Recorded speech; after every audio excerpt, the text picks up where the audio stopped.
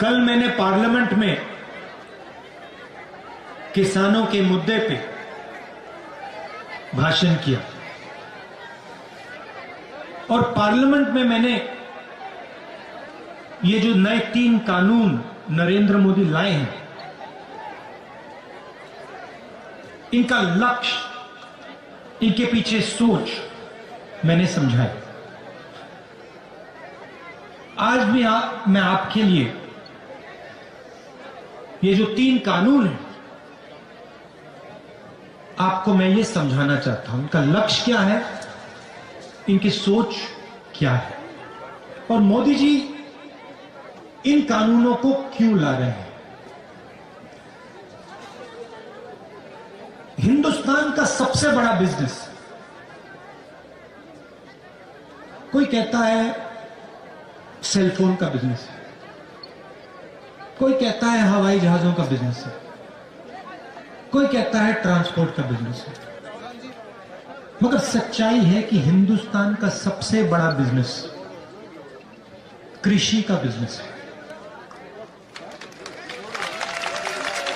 और ये सिर्फ हिंदुस्तान का सबसे बड़ा बिजनेस नहीं है, ये दुनिया का सबसे बड़ा बिजनेस है, क्योंकि इसी बिजनेस से करोड़ों लोगों को भोजन मिलता है। इस देश की जो फूड सिक्योरिटी है, इस देश की जो आत्मा है, उसकी रक्षा किसान और कृषि का बिजनेस करते हैं। आज इस बिजनेस को कोई एक व्यक्ति नहीं चलाता है।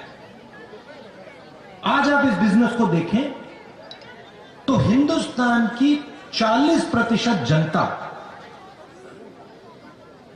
इस बिजनेस के भागीदार हैं, इस बिजनेस को चलाते हैं। 40% मतलब करोड़ों लोग इस धंधे को हिंदुस्तान के लिए चलाते हैं।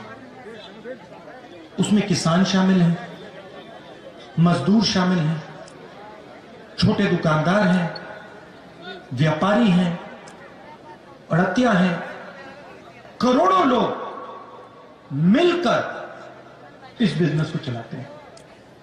और कांग्रेस पार्टी की कोशिश रही है कि इस धंधे को हम कभी किसी एक व्यक्ति के हाथ में ना जाने दें। यह हमारा लक्ष्य रहा है। आजादी के दिन से आज तक ये हमारा लक्ष्य रहा है कि ये जो धंधा है, ये हिंदुस्तान के 40% लोगों का धंधा ही रहे, इनकी भागीदारी हो और किसी एक व्यक्ति के हाथ में यह धंधा ना चला जाए। और उसके लिए कांग्रेस पार्टी सालों से लड़ रही है। उदाहरण आपको दिखते हैं। अमूल कंपनी है, कांग्रेस पार्टी लाई थी। लाखों किसानों की कंपनी है, पूरे देश में दूध देती है, दूध डिलीवर करती है। तो हमारा लक्ष्य रहा है कि कोई एक व्यक्ति इस बिजनेस को मोनोपोलाइज ना कर जाए। अब बात करते हैं 3 कानूनों की। 3 कानून क्या है? पहला कानून कहता है, और इसको आप अच्छी तरह सुनिए क्योंकि यह आपको मीडिया में नहीं सुनाई देगा। बहुत सरल चीज है, मुश्किल नहीं है, मगर मीडिया नहीं समझाएगा। क्योंकि जो लोग, सुनिए अच्छी तरह सुनिए, क्योंकि जो लोग कृषि के बिजनेस को छीनना चाहते हैं, मीडिया उन्हीं का है।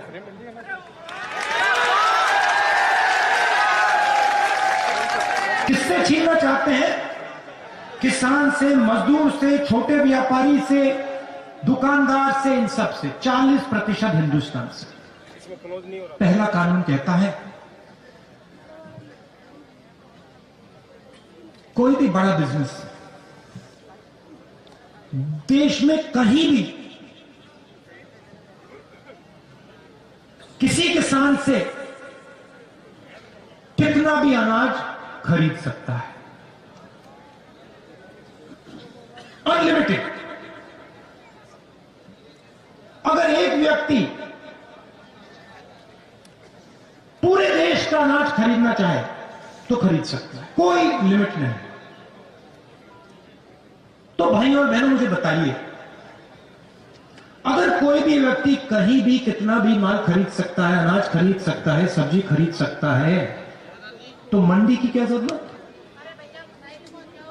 मंडी की कोई जरूरत नहीं। तो पहला कानून जो है, मंडी को मारने का कानून है, मंडी को खत्म करने का कानून है।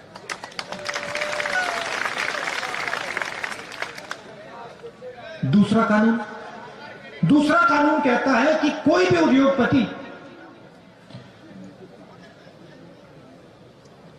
कितनी भी सब्जी,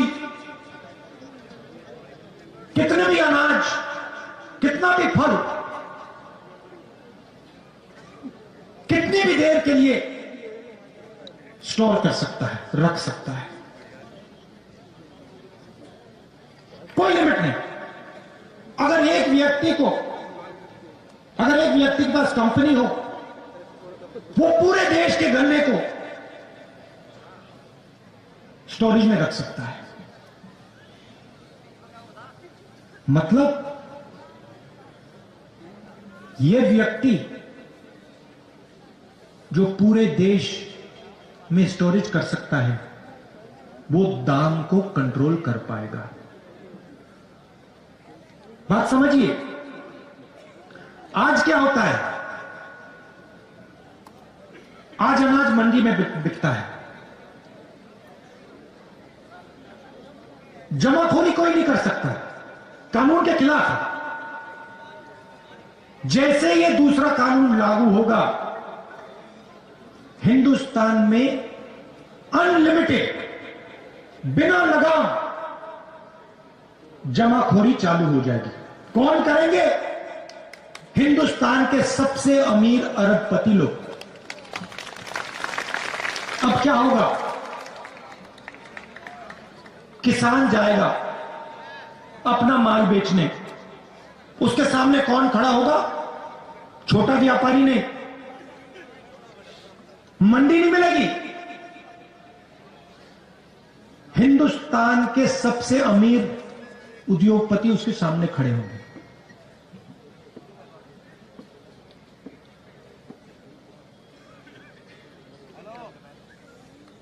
तीसरा कानून कहता है कि जब हिंदुस्तान का किसान उस उद्योगपति के सामने जाके खड़ा होगा और अपने अनाज के लिए, अपने फल के लिए, अपने सब्जी के लिए सही दाम मांगेगा,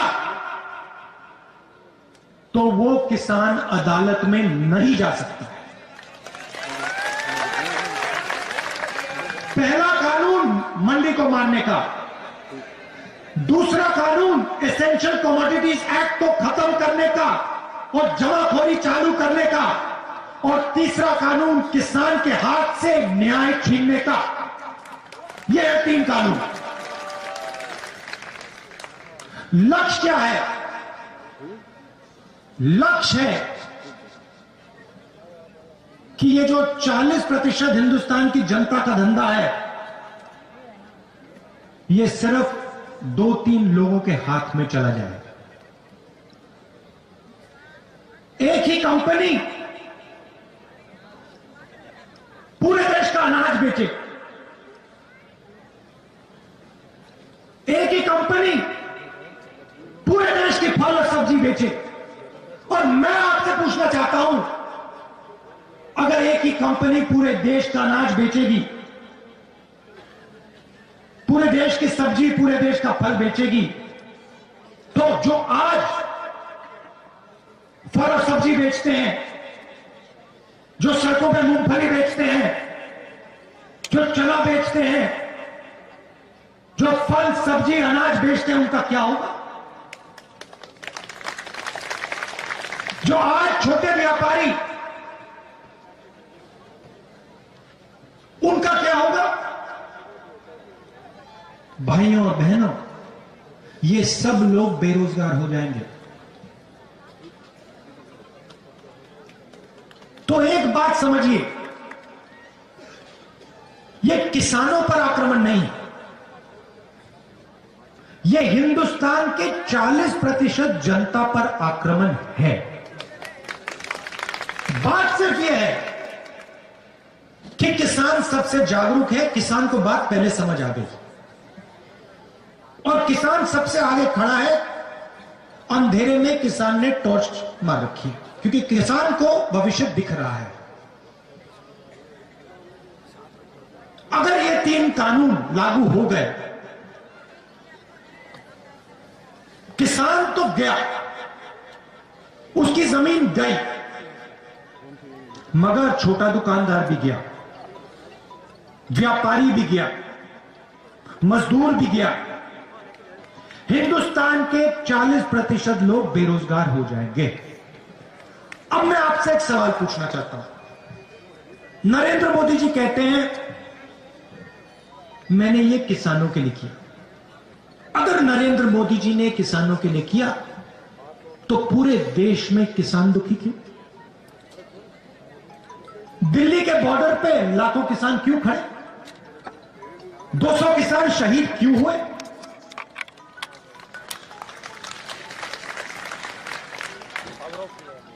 तो ये किसानों के लिए तो नहीं किया, ना ये छोटे दुकानदारों के लिए किया, ना ये मजदूरों के लिए किया।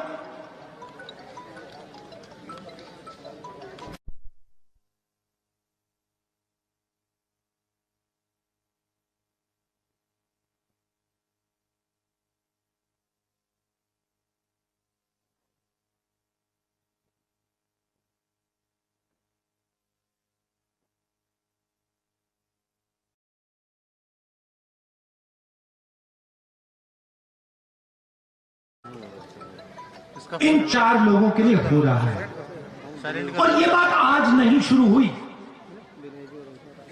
ये जो 40% लोगों का धंधा है, इसमें किसान शामिल है, मजदूर शामिल है, छोटे दुकानदार शामिल हैं, लोडर, मंडी में जो काम करते हैं, ये सब लोग शामिल हैं। हेलो सर, पहला आक्रमण इन पे नोटबंदी के समय हुआ था। मिल रहा है ना पूरा? आ रही है सर, आ रही है। ऐसे क्या पूरा नोटबंदी में नरेंद्र मोदी जी ने क्या किया? गरीबों के घर से पैसा निकाला। मैंने उस समय कहा था ये काले धन के खिलाफ लड़ाई नहीं है, ये हिंदुस्तान की रीढ़ की हड्डी को तोड़ा जा रहा है।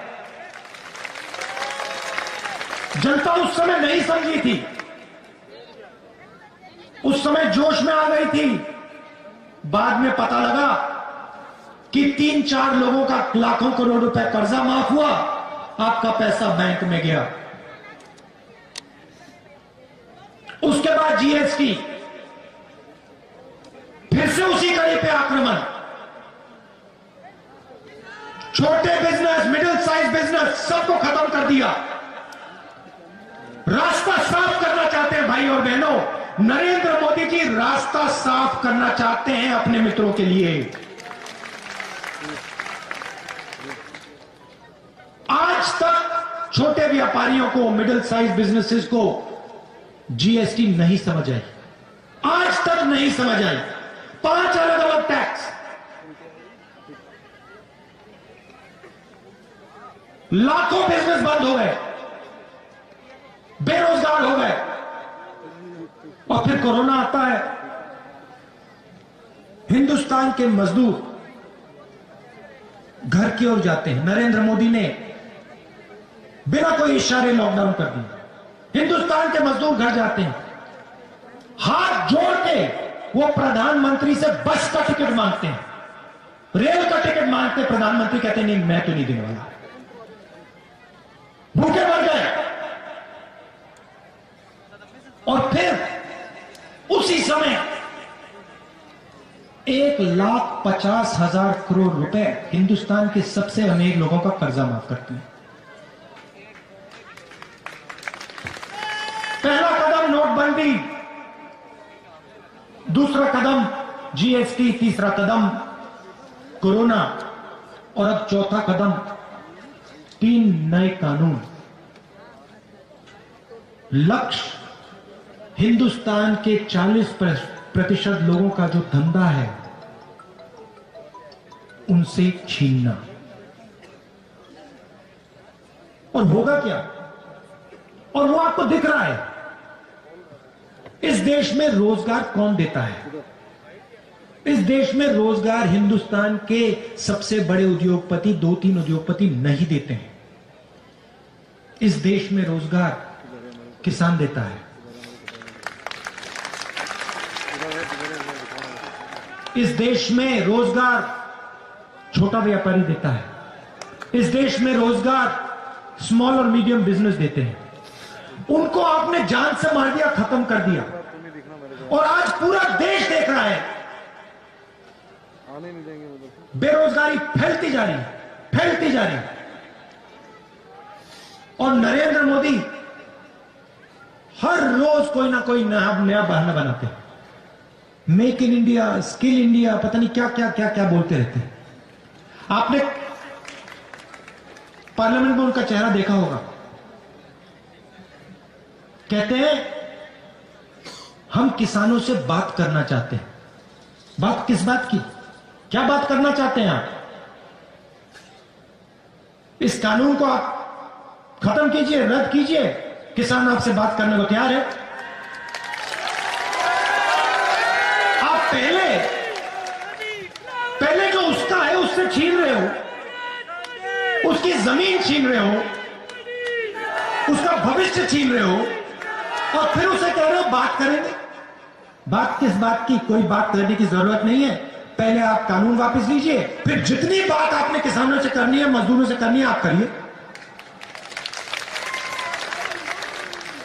तो मैं यहां इसलिए आया हूं, मैं ये बताने आया हूं कि ये सिर्फ किसान का मुद्दा नहीं है, ये गरीबों का मुद्दा है। ये जो सिस्टम है, कृषि का सिस्टम, मंडी, एमएसपी, एसेंशियल कमोडिटीज एक्ट, ये सब, ये सिस्टम आपकी रक्षा करता है।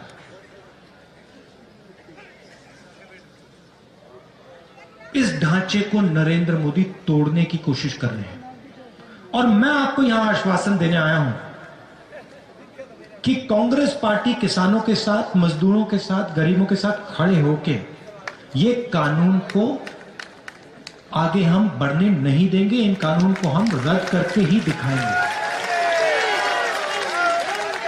आखिरी बात मैं आपसे कहना चाहता हूं, अब देखिए,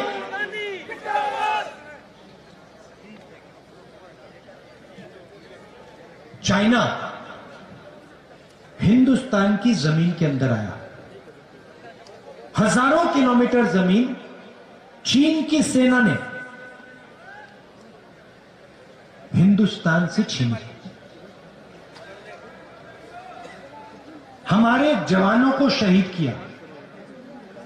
और कल लोकसभा में, राज्यसभा में डिफेंस मिनिस्टर आते हैं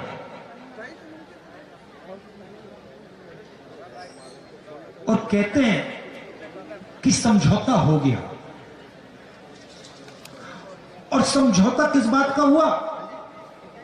समझौता यह हुआ कि नरेंद्र मोदी जी की सरकार ने हिंदुस्तान की पवित्र जमीन चाइना को पकड़ा दी। पैंगोंग लेक में हिंदुस्तान का पोस्ट फिंगर 4 पे होता था। चाइना ने अपनी सेना को अंदर डाला। समझौता नरेंद्र मोदी जी ने यह कहा है कि हम अब फिंगर 3 पे अपना पोस्ट लगाएंगे। मतलब फिंगर 4 और फिंगर 3 के बीच जो जमीन थी, जो हमारी पवित्र जमीन है, वो नरेंद्र मोदी जी ने चाइना को हमेशा के लिए दे दी है।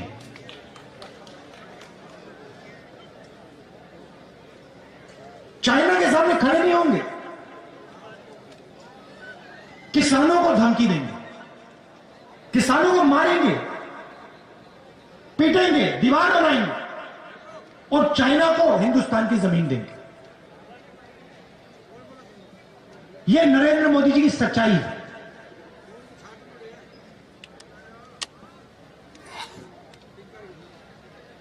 बस एक गलतफहमी है नरेंद्र मोदी, वो हिंदुस्तान के किसान की, मजदूर की शक्ति नहीं जानते, उसको पहचानते नहीं, समझ नहीं। किसान, मजदूर, छोटा दुकानदार, छोटा व्यापारी अब नरेंद्र मोदी को अपनी शक्ति दिखाने जा रहा है।